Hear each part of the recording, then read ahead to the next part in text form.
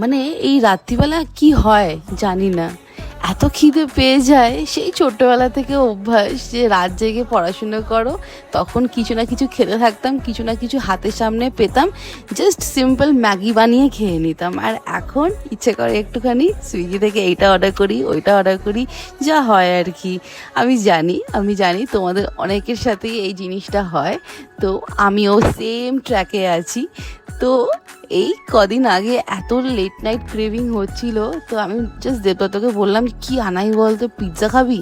ও বলছে না না, এই জাস্ট কদিন আগে আমরা পিৎজা খেলাম, তো আর পিৎজা না।